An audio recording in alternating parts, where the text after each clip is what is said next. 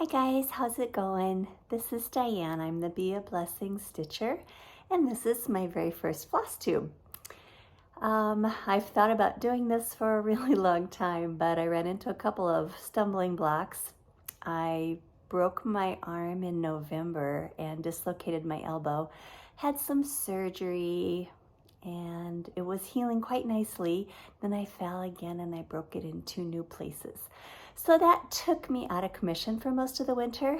And but now I'm finally starting to heal, feeling better. I never quit stitching through the whole thing. I found a way to stitch even with my cast on because I just love it so much. A little bit about myself.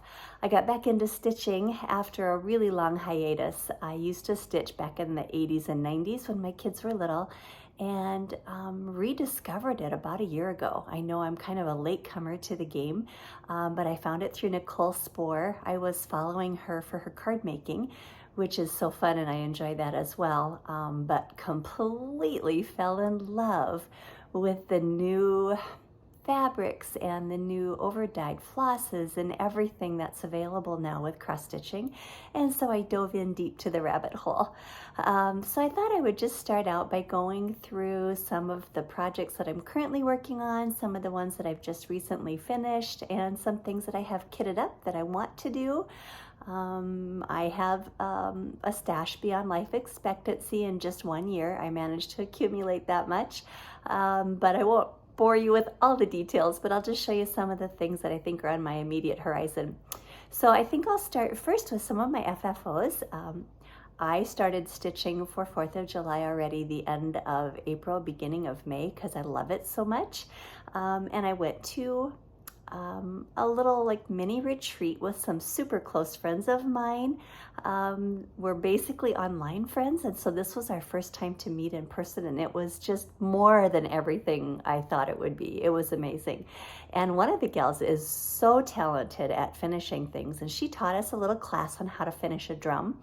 So we all came with a stitch that was ready to go, and voila, a drum. I have a drum, and it may be my last drum because it was a challenge, but she was amazing at how she taught our class. She was so patient, and she's just super talented. She has a YouTube channel also.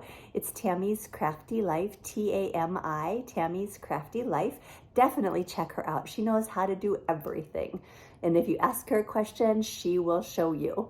So this was the drum that I made, and it was a bit more of a challenge than I thought it would be, but you know, I probably would try it again. It was fun to have the finished product. So that was one of my finishes. One of the very first things that I did was one of the wee ones by Heart and Hand. This is the Patriotic one, and this guy is a little button right there. And I did this initially on 14 count Aida white, and I got it done, and I just didn't like it. I mean, I liked the stitch and everything, but I didn't like the color. So I threw it all in a bunch of coffee with the grounds and everything. I just like dumped it in some super hot coffee for about 3 minutes, pulled it out and started rinsing it, and I just kept rinsing it in some cold water, let it hang to dry, and now I love it. I love the color. It took the color really super fast when I did it. So this goes on my tiered tray, and if I can figure out how to do it, I'll do a little video of some of my decor, so you can kind of see where all of my FFOs have landed. So I love this because I can now do the other wee ones that go for the other seasons for my tiered tray. It will all fit perfectly into this frame. So loving this one. Thank you, Cecilia, for such an amazing pattern, amazing patterns, I should say. Then another one that I finished, crazy me, I decided to do the top half of Madame Chantilly's 4th of July in a jar. And I wanted this to go on the shelf sitter that I got from Paisley and Polka Dots, so I needed it to be a certain size. In order for it to be the size I needed, I had to do it on 46 count linen, which for me is a bit of a challenge. I don't know that I'll ever go any higher than that. My eyes would kind of go buggy after working on this for a few hours, and they'd have to take a little rest.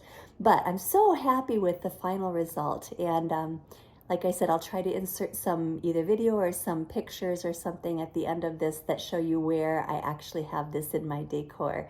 But I'm really happy with the poppies. I did change the colors of the poppies just a little bit. I should have had that information for you guys.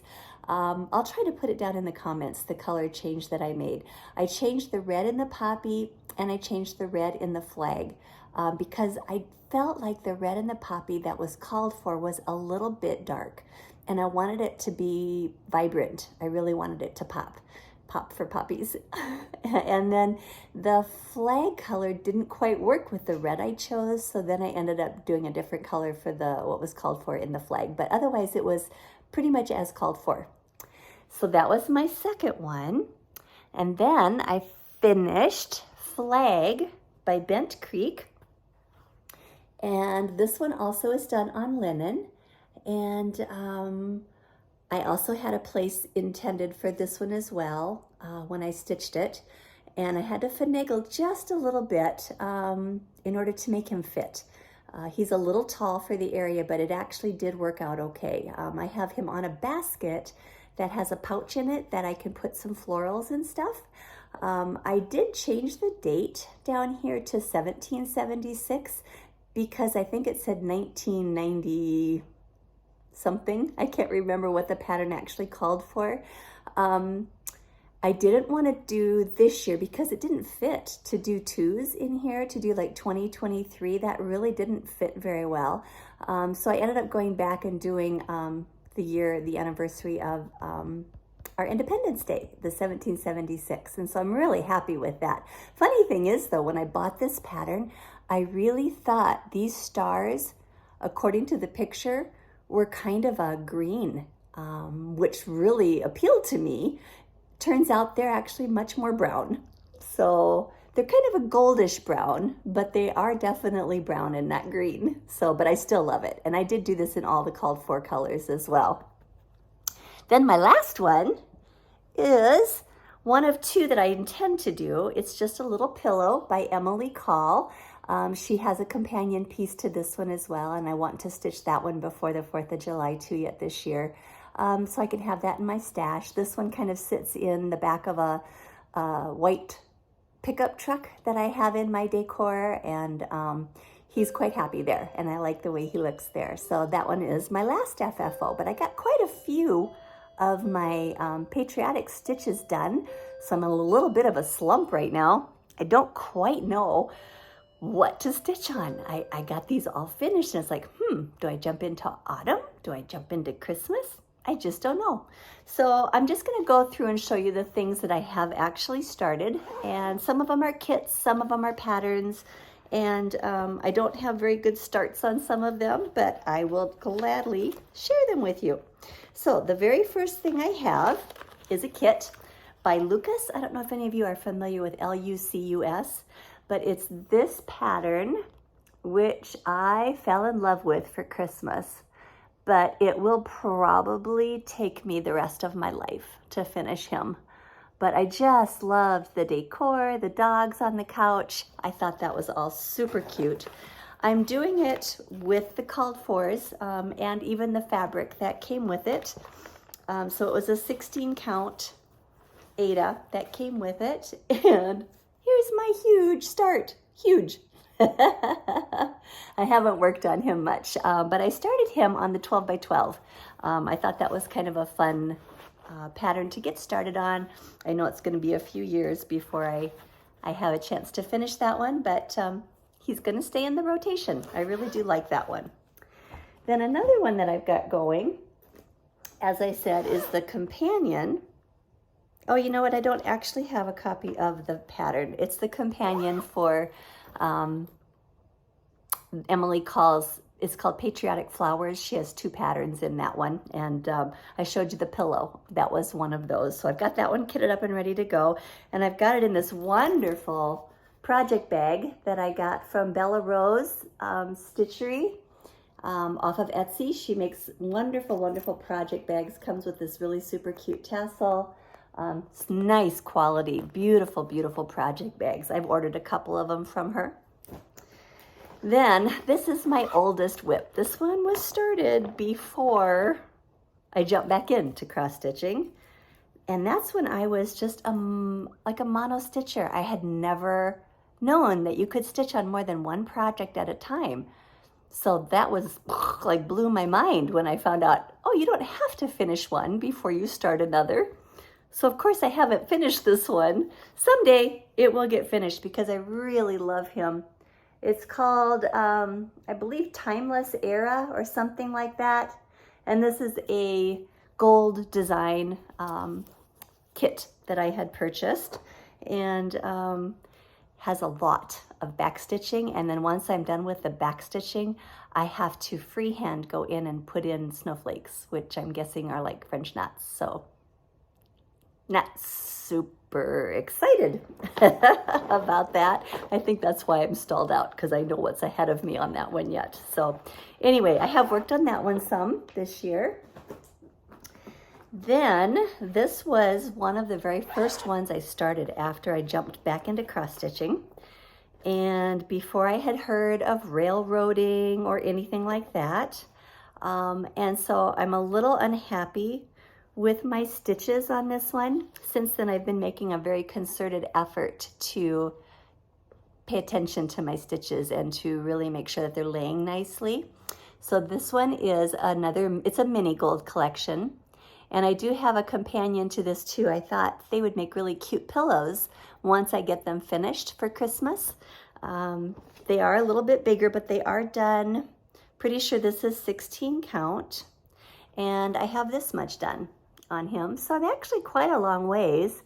You know, maybe for Christmas in July, I'll pick that one back up and I'll get going on him again. I have a couple Christmas ones that are a little bit more long-term projects. So he might get some attention coming up soon. And then I have, this is the one that Nicole Spore has been working on, and every time I see it, I just love it. But I've been so confused whether to do them individually or whether to do them all in one like she's doing. I did go ahead and purchase the floss pack that Kimberly did on Fat Quarter Shop because I love, love, love the colors that Nicole's is in. And she did the same thing. She's using her floss pack conversion. So you can find that on Fat Quarter Shop if you're interested. I just can't decide if I have room for a big picture like this, if I do them all on one, or if I could find another little spot where I could do individual ones of these. So this one is stalled out also. Imagine that. And this one sits in a dot dot goose bag. And I've gotten a couple of hers as well. This one's just super cute. It's got sunflowers in it. Just nice, bright, cheery, but kind of fallish looking as well. Then this is one of my bigger projects. And this is the one thing I did not get done for 4th of July, but this is called One Nation by Bygone Stitches. And this is just the American flag, except it's not just the American flag. It has all the states on it. All the names of the states are in the stripes, which I think is so cool. And I was inspired to do this one by the Virginia Stitcher. She had done it, and I just thought it was incredible. And I have the perfect place for it once I get it done. And I have a little start. It's a lot of borders and gridding. And this is what, see if I can get it on there. This is what I have done so far. I don't really have anything below that, but I have gotten the border of the stars. It matched. I was so relieved when that matched. And so yeah, I'm just trying to building off of that. I've got one row of actual states on there. This one is done on Haunted Lugana by Seraphim, and I can't remember what size it is. I want to say it's 28. I was going again for a specific size, and so I think I went a little bit bigger, and I'm doing 2/2 on that one. I don't think I'm using the called for colors on that one. Actually, I chose my colors. I was doing a floss of the month pack, and they were going through the alphabet, starting at the beginning, and they sent me one called Apple Fritter, which has got this incredible variegation in it. And I just went, yep, that's gonna be my red. And then I struggled a little bit to figure out what I wanted to be my blue. I ended up with, for my ivory, I think I ended up with Cosmo. I've got just kind of a nice cream color, Cosmo 364 it is. But it's just a really nice color. Haven't used any of it yet, so I'm not sure if that one's going to stay or not. And then my blue, I'm trying to find one, I believe is Blacksmith Blue by Classic Colorworks. And that's just a really, doesn't have a ton of variegation in it, but I'm okay with that. But it's got this real kind of a, I want to say a muted or a distressed or an old-ish kind of looking blue, which I really love. So that's the blue that I'm using. It only takes 3 colors, but it takes lots and lots of those 3 colors. So make sure if you do that one, that you buy enough of the skeins that you don't have a dye lot problem when you're done. So, and this guy sits in a bag that I made myself. I had watched a tutorial by Nicole Spore where she did this zigzag quilting on her bags, which was so cool. So I decided I wanted to give that a try. And so I threw together that bag, and it honestly is probably one of my favorites. It's sturdy because it's got soft and stable in the front and also quilted in the back. So it stands up kind of by itself. And I'm finding I really like that. But I do like all project bags. Totally addicted to project bags. So I just feel like you can't hardly go wrong. And so then my last one that I'm going to show you today is also one that I started this winter. It's another kit that I got. I think I bought it off of 123 Stitch, but they sent me, silly people sent me a picture. It's another Dimensions kit, but I saw it and I just went, oh, I think I know where that could go. I have cabinets in my kitchen that have room above them, and I thought on a long paddle on an easel of some kind, I thought that would be super pretty up there. So I've gotten a little ways on that one. He is actually still in my hoop. I should have taken him off of my hoop for you guys, but there's the barn and the pickup. I've got a little bit done this way as well, but not a ton. So I still have a fair amount to do on him as well. So far, that's my whips.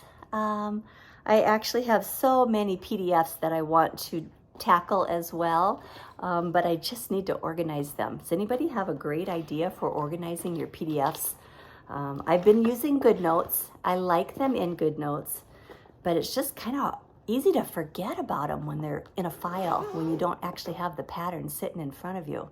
So if you've got any brilliant suggestions for me on that, let me know. As well as organization, I currently have a mess. The projects and everything have been coming in faster than what my storage is, and I'm slowly working things out, but now I've decided I want to do some sewing, and that's on my kitchen table, so I have to do some refiguring. My craft room is in my basement, and oh man, in the summer, I just really don't want to be in the basement. Kind of want to be upstairs with windows and all that kind of stuff. So I'm still in the process of figuring that one out. So this is kind of a short video for my very first one. I'd show you my haul, but it's all over the place. That's my stash. That's my whips. It's my FFOs. That's all I've got, I think, for you guys today. I will try to do a Flosstube every other week. We'll see how this goes. But you might be curious where the name, my name came from. And if you're not interested, you guys can turn off at this point. This is just a little bit of my life story. I lost my husband about 3 years ago to ALS, and in the process of that journey, we were blessed by so many people. You never want to go through anything hard like that. Nobody does. But when you do go through it, you really see the kindness of people. And that's something that I've experienced in this Flosstube community. I've been amazed at the kindness of everybody involved in this community. And I want to be part of it. So if you guys all like my content, if you like this video, please give me a like and subscribe. And I just want to remind you all to be the reason that somebody smiles today, because you never know what someone's going through. So keep stitching, everybody, and I'll see you hopefully again in 2 weeks. Bye, all.